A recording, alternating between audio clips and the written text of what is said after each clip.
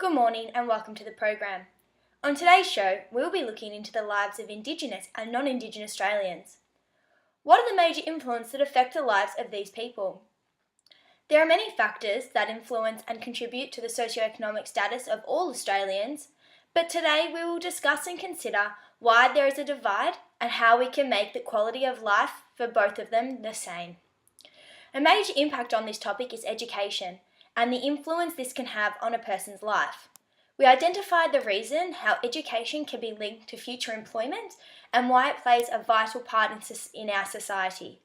First, we have Ayesha, who is reporting from rural Australia.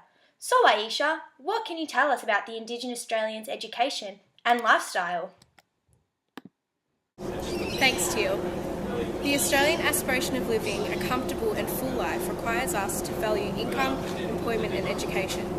We all want an optimal outcome based on the highest education level for all. However, there are many locations in rural Australia where education is not provided or not accessed. Many individuals living in rural areas are Indigenous Australians who are connected to their land. This issue is not only prevalent in rural Australia, but also suburban areas and in government-run schools. In 2008, the Department of Education, Employment and Work Relations conducted a study on the difference of attendance between Indigenous and non-Indigenous students at government primary schools. The results had shown that the median attendance rate for Indigenous Australians was 87%, whereas the median attendance rate for non-Indigenous Australians was higher than 93%. The study was then conducted at a secondary level, and the results had shown that the median level of attendance for Indigenous Australians was under 78%, whereas the median attendance for non-Indigenous Australians was considerably higher at 89%. Levels of attendance for Indigenous Australians in schools is seriously lacking for a number of reasons. There are a number of Indigenous Australian tribes that have practices, traditions and different cultures that they adhere to, and because schools do not recognise this, many students may not attend school and therefore miss out on basic lessons of education. Until the educators understand the traditions and cultures of the tribes and the areas that they live in, the lack of attendance will continue. For there to be a rise in attendance from Indigenous Australians, individuals need to embrace the diversity and culture of Indigenous Australians. There also needs to be interpretation and translation of the Indigenous languages that may divide Indigenous Australian children and their school system. Although the government have made many efforts to close the gap between Indigenous and non-Indigenous Australians, the results delivered disappointing outcomes. During the past 50 years, there has been widespread acknowledgement of the fundamental difference in the values held by non-Indigenous Australians. Nomadic ancestry and connection to Dreamtime has been passed down through the generations, and life has a different meaning of many tribes of Indigenous Australians. Land is very important to Indigenous Australians because they have a spiritual, cultural and physical connection. Because this land is their mother, there is an element of responsibility to care for it. Tom Dystra, an Aboriginal elder, once said, "We cultivated our lands, but in a way different from the white man. We endeavour to live with the land, they seem to live off it," which highlights the differences in beliefs between Indigenous and non-Indigenous Australians. Thank you, Ayesha. That was a great insight. Now we welcome Steph, who is reporting from a local university. Steph will discuss the education further and the importance of education in all Australians, not just Indigenous. Thanks, Teale. The gap between Indigenous Australians and non-Indigenous Australians is quite significant and causing a divide in many aspects of individuals' lives. However, it all falls onto the basics of education. Without education, it is hard to find work, and without work, it is hard for people to provide for themselves and for their possible families. Education provides literacy and numeric skills, which aid the chance of employment and helps to achieve many human potentials. Economic participation, health outcomes, income, health risk potential, and behaviours, and social participation have been shown to have a strong association with education. Along with the justice and crime issues, being arrested is less likely to occur for those who have higher levels of education than those with lower levels of education. Mr. Abbott reports that there is little improvement in literacy, and it's been decreasing over the past couple of years. In 2006, the completion rate of Year 12 for Indigenous Australians who were aged 20 to 24 was 45.3%, in comparison to 86.3% for non-Indigenous equivalent. While in 2006, 72% of non-Indigenous working age population were employed and only 48% of Indigenous Australians were employed. The Australian Bureau of Statistics recorded for non-Indigenous Australian persons, those who were over the age of 55 were less likely to have a non-school qualification than those in the age bracket of 25 to 44 years. 72% people aged 25 to 34, 70% of people aged 35 to 44, 57% of people aged 55 to 64, and 45% of people aged 65 to 74 years. They also noted that non-Indigenous Australians who have achieved higher levels of education were more likely to be employed, with 80% of individuals with a bachelor degree or above and 75% of people with an advanced diploma, certificate 3 or 4 being employed. In contrast, there are 66 of people who completed Year 12 as their highest level of education and 46 non-Indigenous Australians who completed Year 11 or below as their highest attainment. In accomplishing the closing of the gap, Aboriginal families, nurses, business, teachers and not-for-profit organisations need to work together to become the centre of this change.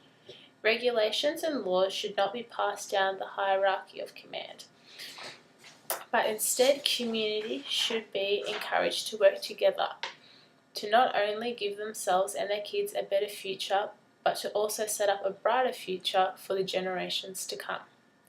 Education is the largest way in which we consume knowledge. It helps us make informed decisions, which opportunities we wish to take and which we wish to leave behind. Not only does it teach us about letters and numbers, but health and hygiene, sport and day-to-day skills that will all contribute to creating a better future. In order to highlight the real importance of education to Aboriginal communities, parents must be educated first about the benefits of sending their children to school, with the extensive emphasis on many future opportunities that could occur for their children. The curriculum should be engaging and structured, which makes students enthusiastic to return to school. And there should be strong and approachable role models for kids to learn off and aspire to be like. It was Nelson Mandela, after a lifetime struggle of justice and reconciliation, who said that education is the most powerful weapon. You can use it to change the world. Thanks, Teale. Back to you. Now that we have an understanding about education, it is important to assess the link between it and employment.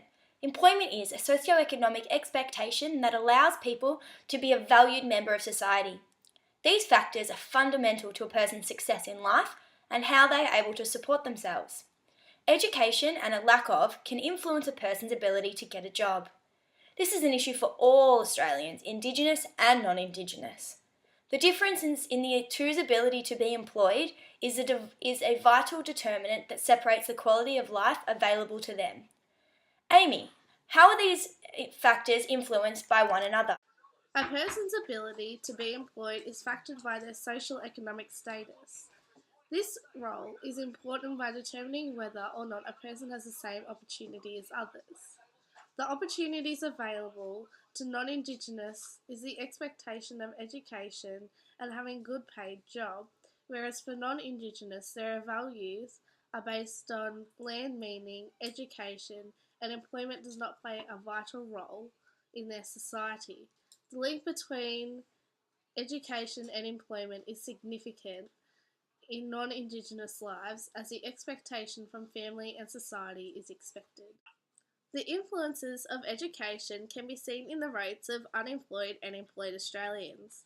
In February, the figures explained the rate of unemployment has stayed steady at 6.3%.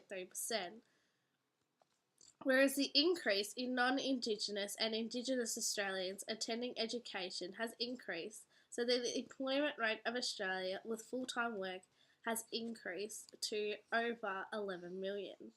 The employment status of Australia also recorded at 58.1%. Non-Indigenous people aged 15 and over were employed in the labour force. The labour force is one of the most major dominant groups that employ Australians in 2011, helping 2,675,583 people. The most dominant occupation in Australia is professionals at 21.3%, clerical and administrative workers 14.7%, and technicians and trade workers at 14.2%. This proves that the higher the education increases the chances of employment. The term professions can be identified as being engaged or qualified in a profession. The importance of these statistics is to identify strengths in the community. Labour force evaluates the socio-economic status of areas, the education skill based on non-Indigenous people, indicating where dominant occupations and the qualification and education of these statistics also prove the importance of the economic status, as the rate of Indigenous Australians finishing higher education is low compared to those of non-Indigenous Australians, who have 45.6% of finishing the population having this qualification. Having a qualification like this can immediately increases your chance of employment. Due to the generic skills and models of the practice that it comes with completing a higher education. This is ensuring that non-Indigenous people are having more opportunities to be employed as they have acquired something of these skills that are expected from them as a new employee.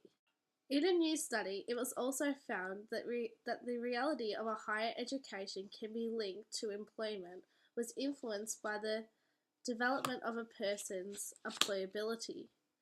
This means that they have a greater understanding of lifelong learning and commitment. These skills are evident in the attributes a person can learn from higher education. It is clear that the number of employed people in Australia has increased by 937,811 between 2006 and 2011. Which represented in the amount of non-Indigenous Australians and Indigenous Australians having access to good quality education, allowing them to have employment opportunity. Whereas the employment for Indigenous Australians are different. In saying this, there are obvious inequalities in the labour force and occupational status between Indigenous and non-Indigenous people. The lower the income of Indigenous people impacts on their access to quality of food, housing and healthcare, affecting their overall health and well-being. Generally, ill health is more prevalent among lower income earners. Indigenous people report lower incomes than any other Australians, with higher rates of unemployment, poor education achievements and lower rates of home ownership. Thank you, Amy. As we have investigated in today's show, there is still a significant gap between the lives of non-Indigenous Australians and Indigenous. The main reason through socioeconomic status of individuals based on income, education and employment. Inherently, we are born with different ideologies and reasons for life. This is evident in our research of Indigenous Australians feeling connected to the land, in contrast to non-Indigenous people who don't feel connected to the land. The major influence that creates this divide is the difference in education and the access to it.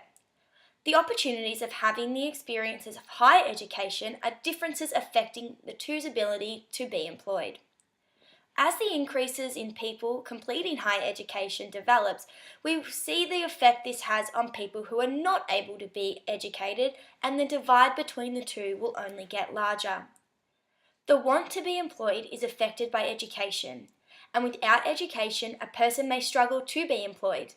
This cycle is in need of development and change.